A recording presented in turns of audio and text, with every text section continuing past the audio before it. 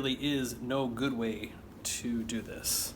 But I'm going to bundle up, get out there for a run, even though I don't know exactly how much track, or road in this case, I'll have to work with, and knowing that when I do get back, I have to get the snowblower and the shovel out to get some of this done.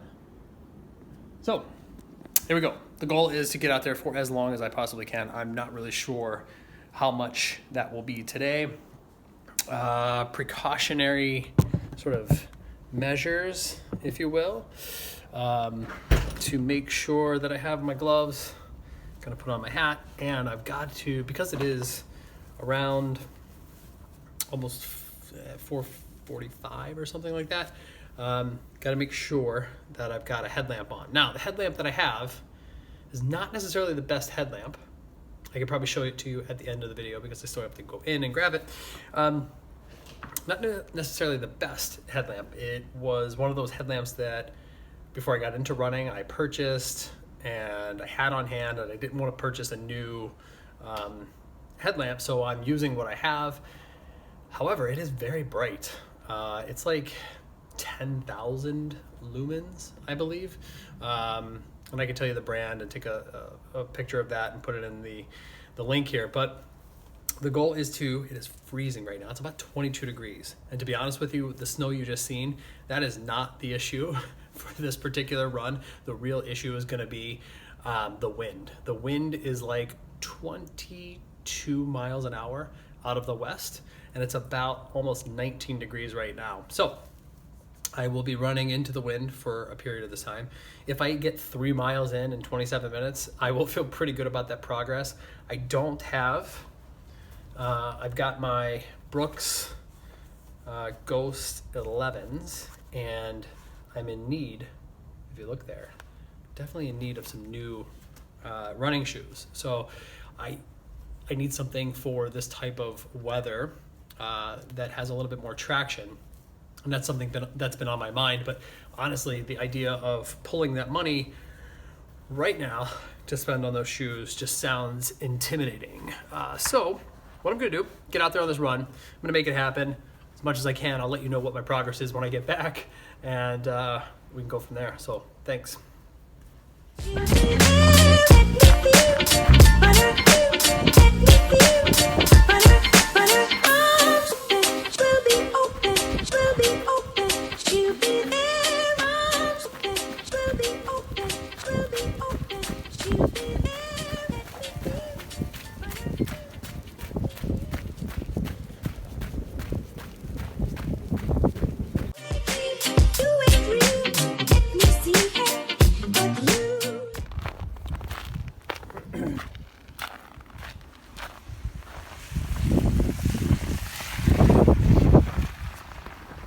Okay, that run is over.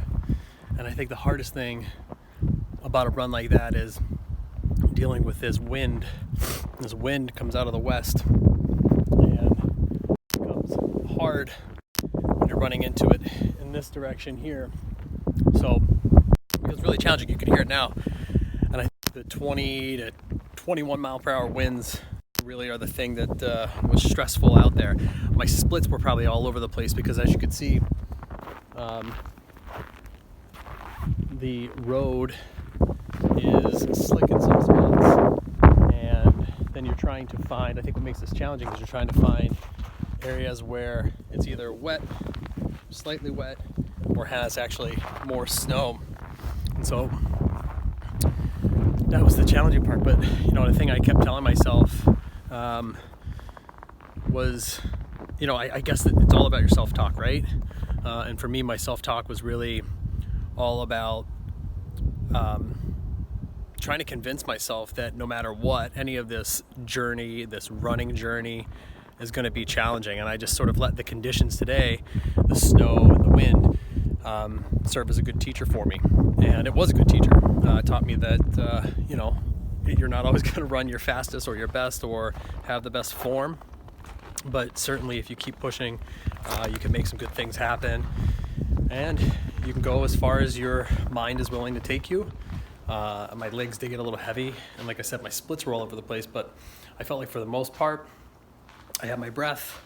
My lower half, my foot placement was a little off, like I said, so that caused my splits or my stride and everything to be even more off.